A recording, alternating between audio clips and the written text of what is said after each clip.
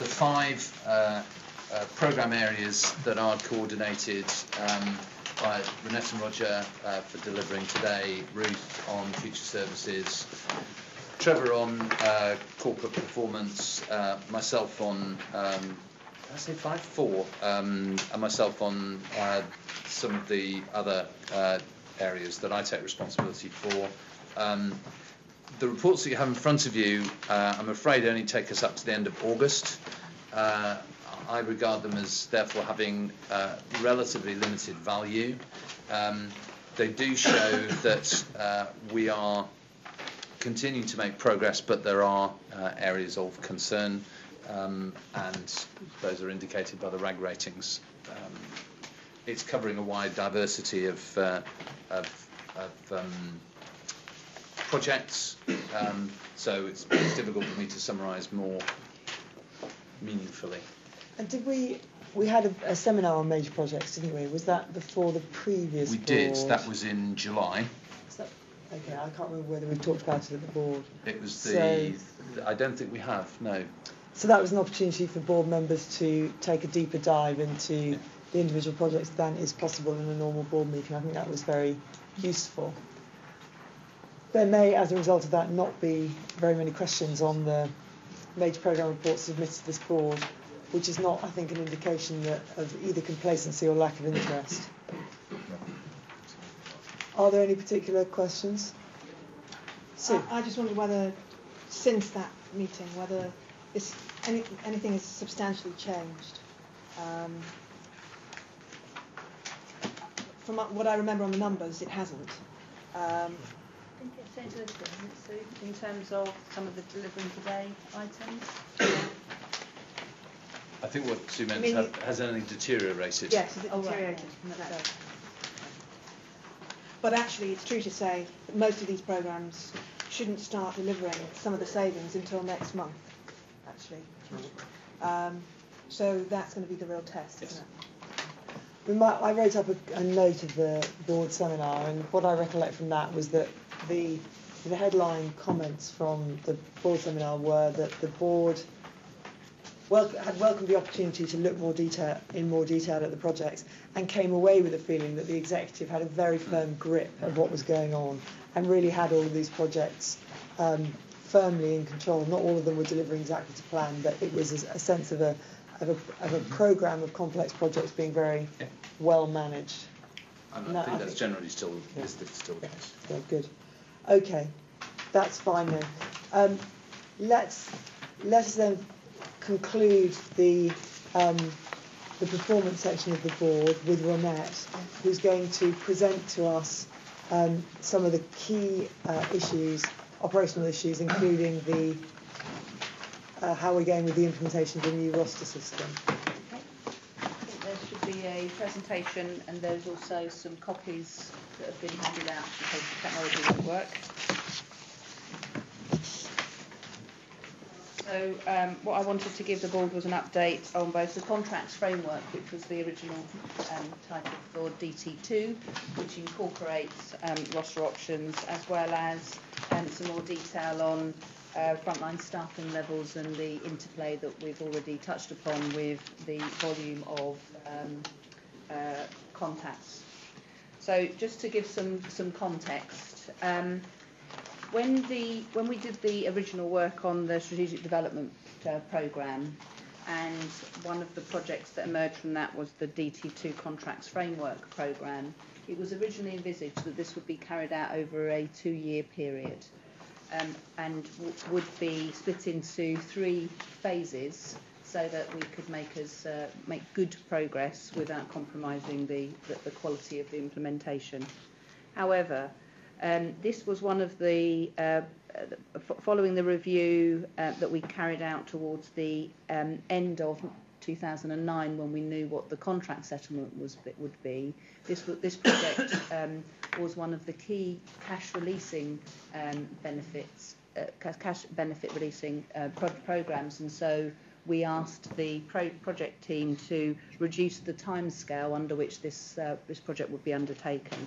And that, at the time, required a change in approach, which the team duly carried out.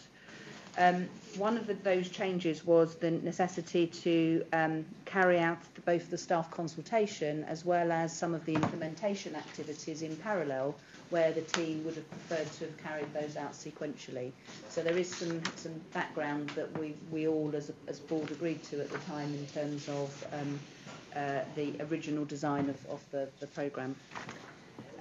Secondly then, next slide, in terms of the design assumptions of the roster options, the roster options programme was designed with two key assumptions. One, that the service would continue to use what we call flexible resource or discretionary resource, which includes bank staff, agency staff, and excess hours and overtime. And also that we would continue to be recruiting to any gaps that came out through our first cut of rosters, through our normal recruitment processes, because of the staff turnover, as the board recalls, was in the order of 1% per month, etc. Okay. However, in light of the reduction in call volumes and the spend to date versus the budget to date, we've had to reassess the situation, and for that reason, these assumptions no longer apply currently, but there's no reason to believe that they won't apply in the future. Okay, so for example, we have reduced substantially the amount of flexible discretionary resources that we use in order to come within the budget envelope. And we had to, very regrettably, stop recruitment for the time being, although that won't be the case going forward. And just to illustrate this, there are two slides in the pack that shows board members the amount of reduction that we've seen in two of our staff groups, our nurse advisor community and our health advisor community, for the amount of discretionary overtime and agency and bank staff that we've used. I've split it by weekend and by weekday because that's an important consideration for what I'm going to come on to about the situation that we find ourselves in at the moment in terms of the roster options. So what we can see is that we were purchasing, if you like, or we were using up to almost 430 hours per day at the weekend of additional hours back in February, and that has dropped now down to less than 100 hours per day. It's 91 hours for nurse advisors, and our spend for weekdays has also reduced substantially, and that spend is also taking place predominantly in the evenings and predominantly on Friday evening, which happens where we are. And similar picture on the next slide for health advisors. So that then, in terms of where are we with the roster options? So we have over 2,000 staff who have been allocated a roster option, and there are still about 50 staff. Next slide, please, Anne. There are still about 50 staff who are yet to be allocated for a variety of reasons. So 50 staff for whom it is appropriate, because not all staff groups are part of the roster options, that have yet been allocated a roster, and we're working hard to close that gap. For all staff groups, because of the change in assumptions that I've already outlined, we are over capacity during weekdays and during the day, but under capacity, particularly for nurse advisors and health information advisors, where we've no other source of discretionary capacity at the weekends. For our health advisor community, we are still using conduit, but we are also asking our health information advisors and our dental nurses to act as health advisors at times or at our busiest times. And what we're also asking for all staff groups in quieter times is to take the calls from end to end. The patient will speak to a nurse first up, for example, rather than necessarily being passed from one staff group to another. The falling call volumes has necessitated a reduced number of FTEs for the rest of the year, and I'll come on to that in a second. We've also had, since we've implemented the roster options, which was in July, the first rosters that were built were July, and then we've had August.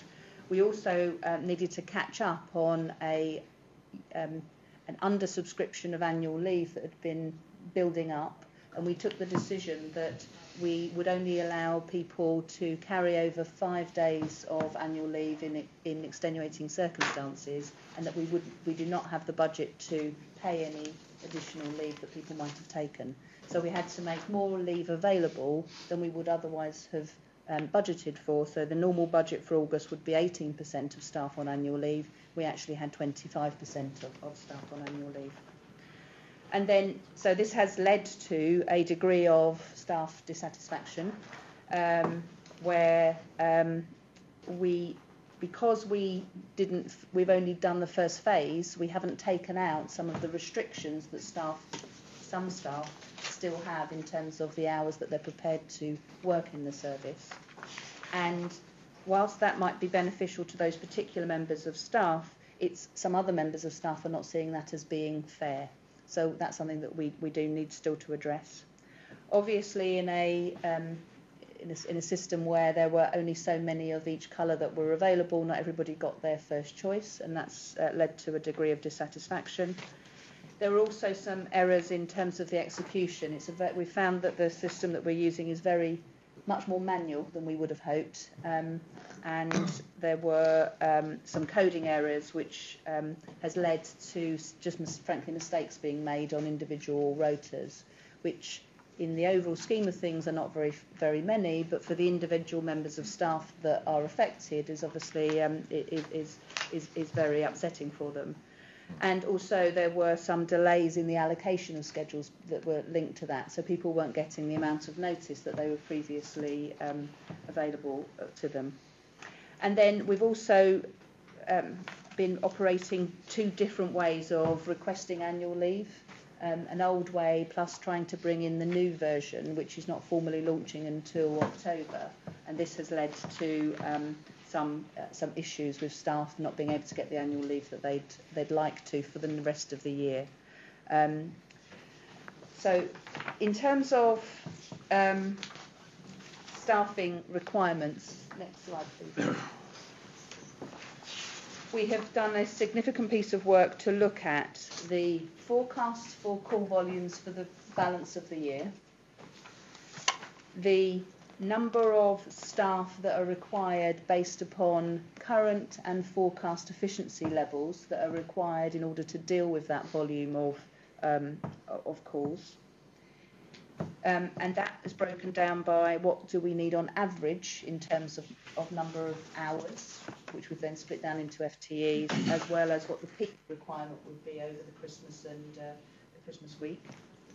What we've then looked at is the number of staff that we've got in post, and this chart is as of the end of August. I've got up more updated figures, and the staff numbers have come down by about 45 staff during the course of during August.